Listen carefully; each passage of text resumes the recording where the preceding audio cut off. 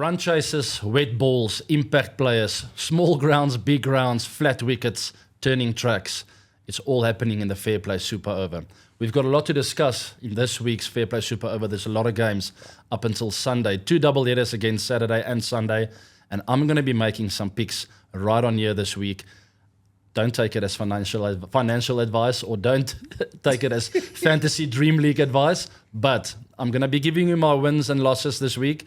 And it's a few must-wins for a lot of teams in this year's IPL table, which is a jam-packed one. Remember when you made picks and you had people that you thought were going to go all the way? I'm not going to revisit them now, but I'm just reminding you of the picks you made. Yeah, 2 out of my 4 are still going very, very strong. I don't want to talk. I'm just reminding you. Okay. This is a super over, Fair Play Super Over now. I'm just reminding you that you made picks early in the tournament. Hold on. Who's going to win the tournament, Zams? No knockouts or semis or nonsense like that. Who's going to lift the trophy this year? David Miller's Gujarat Titans. I agree, actually, with that. Even though I want RCB to be there.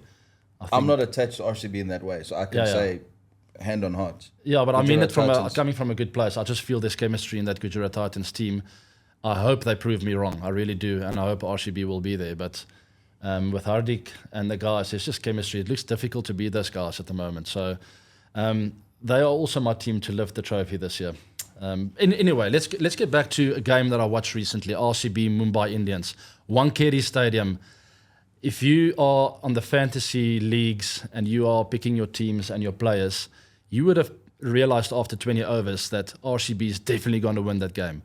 But with me having played the game a little bit, I could see on telly the guys walking out with the little cloths in their pants, and I thought, okay, here we go. There's a bit of dew around.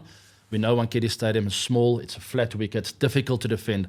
I never thought 199 was going to be enough. So we've seen 7 200 chases this year, where in the whole of the IPL there's been 20, I think. Correct me if I'm wrong, but that is absolutely ridiculous. Why is that? I mean, Wankhede, you'll know, but it's one of the best batting tracks in India. And again, the momentum of that crowd, when it's at capacity, it feels like anything's possible. Maybe you can talk about just being in the middle when it seems like a lot and one flies off the bat and suddenly you've got momentum. Yeah. Because that's exactly how that chase happened. The fielder's body language that you're talking about suddenly changed. Once you as a batsman see that guy's on the back foot instead of defending 200 comfortably, You sniff the blood. there we go. Tell us about sniffing the blood. I think it's quite an interesting one. I think that first of all, the game is evolving. Okay, it's not what it was last year, and it's incredible to see how all these youngsters are coming through. The older guys are changing their games. They are all of a sudden. I mean, look at the guys playing lap shots. Everyone is doing that now.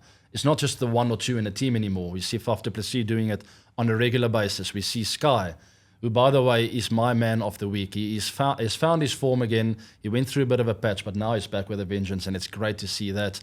But the other thing is wet balls. I think there's been a bit of dew in India at night. It's always easier to chase when the ball's skidding on a bit with a wet one. So, yes, it's been incredible to see. But once again, the grounds. As my night watchman mentioned now, the Wankhede Stadium is fantastic to chase. Mohali is great to chase. RCB's field, Chinnaswamy. What's the other one I'm missing out on? Kolkata Knight Riders, They're Eden all Gardens. great batting surfaces. Eden Gardens. I wouldn't say all of them. I mean, look at Lucknow's field. It's turning, it's tough, low scoring. Yeah, it's going to be interesting for the World Cup, but that's another conversation. And the last thing, sorry, Zams, but the impact player. Has that been the reason why there's been big chases? Is it because there's an extra batter in the order? It gives the openers and the number 3 and 4 a bit more freedom to explore and to have a go. It could be that. I think it's a combination of all of the above. My impact player has been Jaiswal. Yeah.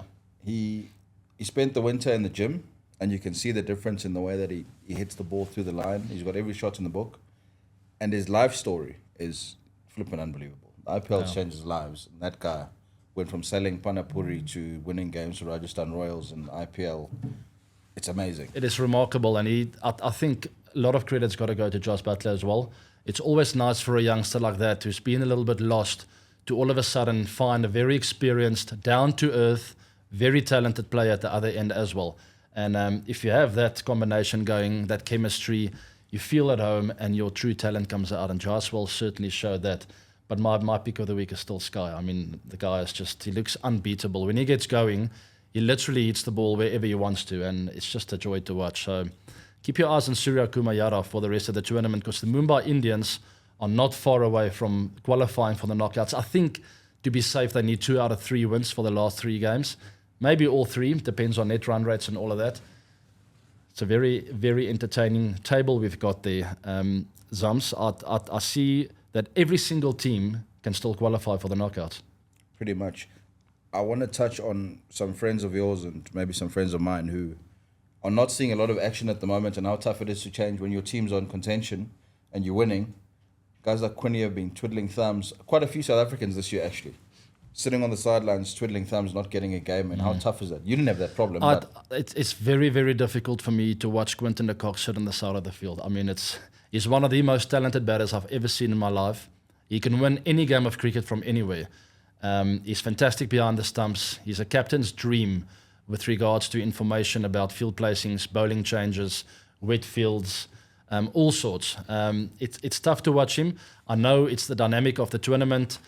We've seen Mayers playing really good cricket, and it was impossible just to come in and replace him. So it's just one of those things. It's the IPL. It's the biggest and the best tournament in the world. And that's why you see stuff like that happening. It's not easy for me still. I really just don't like it.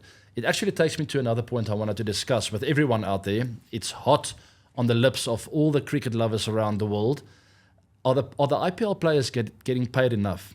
They're getting 17% in comparison to the NBA, NFL, which is over the 40s, I think over 35 to 45%.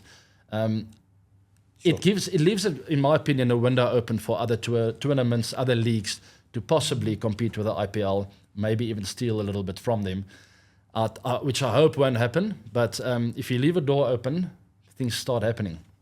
Cheapest. I don't know.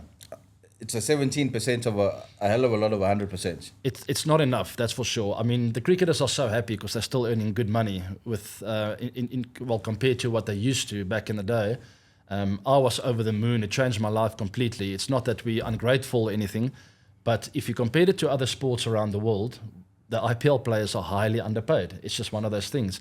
After all, the cricket players are the entertainers. I know there are organisers that run things behind the scenes, but the cricket players should be looked after, because if there are no cricket players, there are no cricket games. What if they turned around and said, okay, if you want 50% of the revenue that we make, we're going to change the season into a full year, like an English Premier League, like an NBA, where people are 7, 8, 9, 10 months of the year playing one league? Forgive me if I'm wrong, but I absolutely love that idea. I've been saying it for a while. I've been discussing it with friends. An IPL tournament going on for 8, 9 months in different areas of the world, different countries, different states, different cities, and you still play as the Super Kings. Instead of the Chennai Super Kings, it's the Super Kings, and it's the Royal Challengers. You know what I'm saying? Playing around the world in an 8, 9 month tournament after 9 months of competing in all forms of the game, not all forms of the game, in all kinds of conditions. In T20 cricket, you lift the trophy, and there's a huge prize pool. And I just feel it'll be great for other countries as well to take part in what's a global tournament. Cheapers, you're opening a can of worms here, because there's already devils all over the world. There's Mumbai Indians all over the world, and Cape Town, and that in US cricket, they all feel like that's their piece of the pie, where they have their team. It's owned by an Indian, but it's still Mumbai, Cape Town. Yeah. So now suddenly when you have 9 months, that kills all those competitions straight away, because why would you play anywhere else except the IPL, which owns those teams anyway? Yeah, but you make the local team still part of it. So the IPL franchise comes and gives 30% to Mumbai, Cape Town, and they gel together as one big team. They'll have a business model. Please don't criticize me. I'm just throwing it out there. It would be exciting. That's how the English Premier League have done incredibly well over numerous years. I feel the IPL and the BCCI have grown to such an extent that they're big enough to do a global tournament. And everyone wants to watch T20 cricket. We want to watch it all over the world, in Australia, in New Zealand, England, South Africa, but bring the Indian people and get them involved. I mean, imagine watching Virat Kohli in some semi-finals at Lord's playing against I hear you. Mumbai. I can see it. But where's your international window to play big test match series? You gotta have to make a plan to make sure you still look after that. I'm not saying 9 months completely just full of cricket, But before you lift the trophy at the IPL, just put it on ice for a little bit, and you take it further in England a month later, where you spend 5 weeks, you go to Aussie, you spend 4 weeks there, shorter tournaments, maybe in 3 weeks. You have just like legs there. So it goes around the world like Formula One. Goes around the world, you end off in India for the ultimate finale. I think it'll be fantastic. Anyway, that's my 5 cents. I'm very thankful that I'm not the organizer of that. That's more than 5 cents. You open up. I'm sure the comments are going to go crazy about this, and some people are going to have some strong opinions. But Yeah. it's making the money and it's changing people's lives. So why not take it around the world? There you go. I would like to hear your comments. So last but not least, and I think the reason you've all come here for is our picks. They want to know who's going to win. Not our picks. Your picks. It's got nothing to do with me. I'm I've not got to picking bring the anything. night watchman in here. Your say is important. I'll Lynch. pass the strike on to you. I've got nothing to do with it. Anyway, as you know, the table is absolutely jam-packed. Everyone can still qualify for the IPL, for the Tata IPL 2023. Let's look after Tata for a change, just in case people forget about Tata.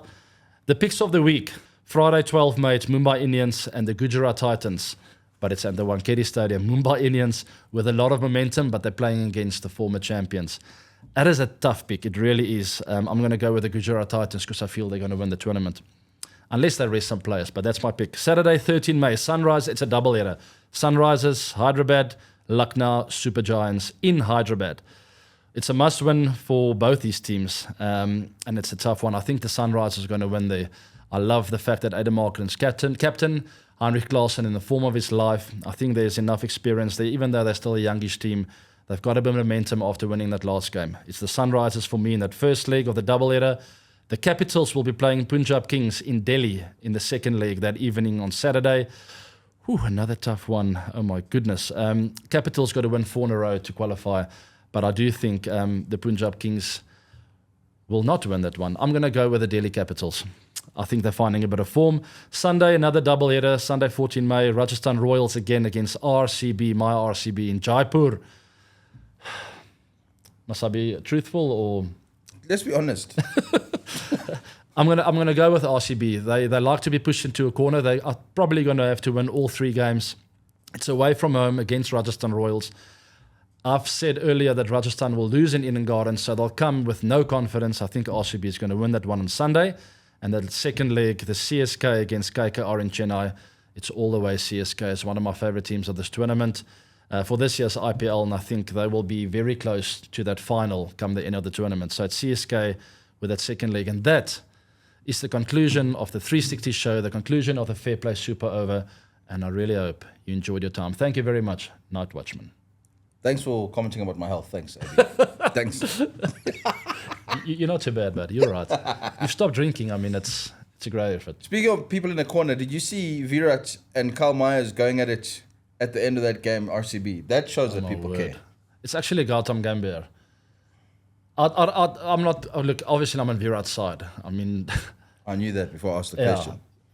Gautam Gambhir is a short fuse. So when someone like Virat, who's in the arena, is celebrating and is emotional about the game of cricket, which has always been like, you can't from outside then judge him. You just can't do that. You can't get involved. So I'm not blaming Gambhir. He's also an emotional character. The characters have always clashed. So it's just not ideal. I'm on Virat, in Virat's corner, obviously. It's just not nice to see that on the cricket field. I don't like it when management and players get involved with each other. It shouldn't be that way. It's good to see it because that shows that people care and they want to win the trophy. If they just walked away and kumbaya and had cups of tea, Thank you. No one cares. Thank you very much. And that is officially the end of the 360 show.